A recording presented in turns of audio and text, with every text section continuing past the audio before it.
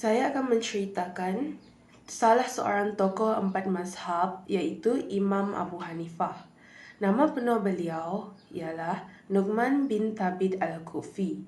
Beliau dilahirkan pada 80 Hijrah di Kufah dan wafat pada 150 Hijrah. Kunyah beliau digelar Abu Hanifah. Dan Imam Abu Hanifah ini memiliki kepribadian yang sangat memulakan ilmu pengetahuan, kuat beribadah. Beliau juga seorang yang pemurah dan penyayang dan juga tidak terpengaruh dengan sebarang tawaran pangkat atau kedudukan. Antara guru yang tersohor Imam Abu Hanifah terdapat 3 orang, iaitu Hamad bin Abi Sulaiman, yang kedua Atta bin Yasar, dan ketiga Amru bin Dinar.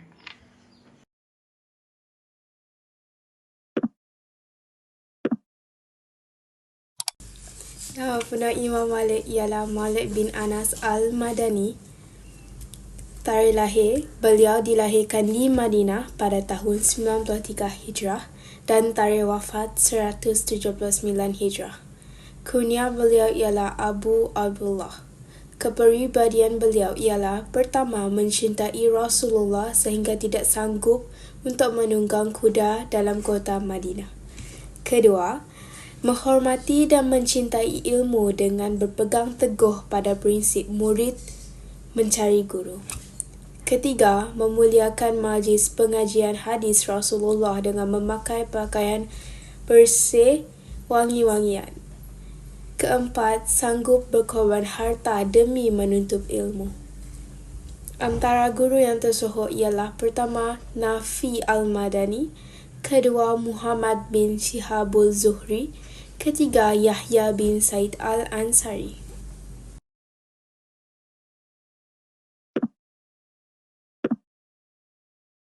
Imam Syafi'i, nama penuhnya ialah Muhammad bin Idris Asy-Syafi'i, lahir pada 150 Hijrah di Gaza, wafat pada 200 Hijrah dan kunyahnya ialah Abu Abdullah. Terdapat 5 kepribadian Imam Asy-Syafi'i, iaitu 1. Sanggup tinggal bersama-sama dengan kaum Arab Badawi dengan menguasai bahasa, kesusastraan dan kebudayaan. Kedua, sanggup bermusafir jauh demi kecintaannya terhadap ilmu. 3. Berani menegakkan kebenaran apabila difitnah. 4. Sangat pemurah kepada fakir miskin walaupun hidupnya sederhana. 5. Kuat beribadah. Antara guru yang tersohor ialah 1. Imam Malik bin Anas, 2. Sufyan bin Uyainah dan akhir sekali Muslim Khalid Al-Zanji.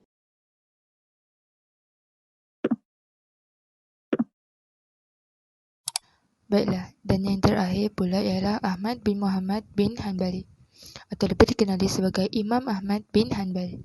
Beliau dilahirkan di Baghdad pada 164 Hijrah.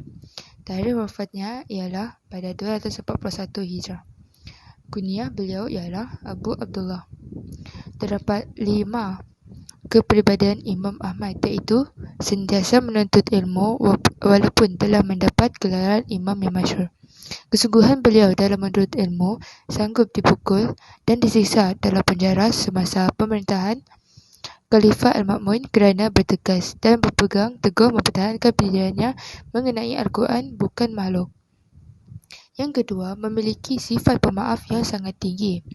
Ketiga, banyak membaca dan menghafaz Al-Quran sejak berusia 9 tahun.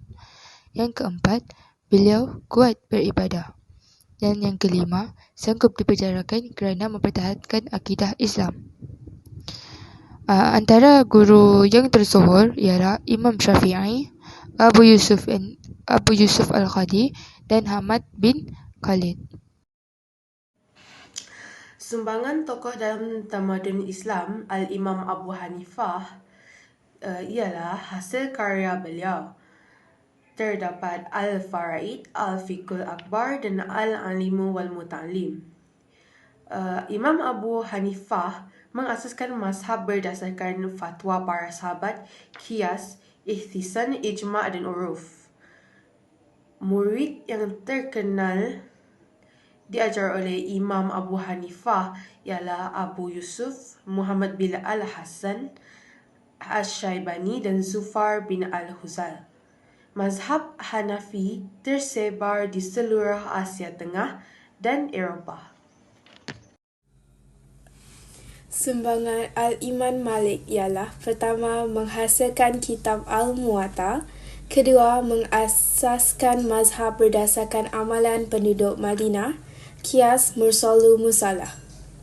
Juga murid yang terkenal ialah Al-Imam Asy-Syafi'i, Abdullah bin Abdul Hakam dan Abdullah Rahman bin Qasim. Keempat, mazhab Maliki tersebar di seluruh Mesir, Andalus, Tunisia dan Afrika. Imam Syafi'i.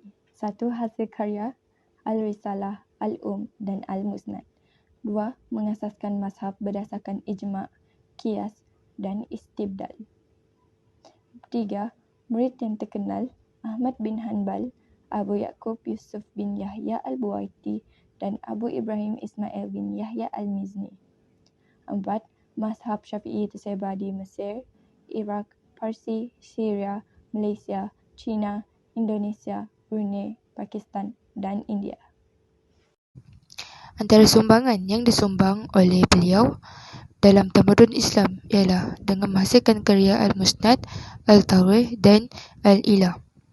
Beliau mengasaskan mazhab berdasarkan fatwa sahabat, qiyas dan istishab. Yang ketiga, antara murid yang terkenal ialah Al-Imam Hasan bin Musa, Al-Imam Hanbal bin Ishaq dan Al-Walid bin Muslim. Dan yang terakhir, mazhab Hanbali ini tersebar di Baghdad, Mesir dan Najd. Iktibar daripada keunggulan tokoh. Pertama, kita hendaklah mengamalkan ilmu yang dipelajari supaya hidup sentiasa dirahmati oleh Allah. Kedua, kita hendaklah menyebarkan ilmu dan kepakaran yang kita miliki agar dapat memberi manfaat kepada manusia sejagat. Ketiga, kita hendaklah berwaspada dalam meneliti sumber-sumber ilmu agar kita tidak terpesong daripada syariat Islam.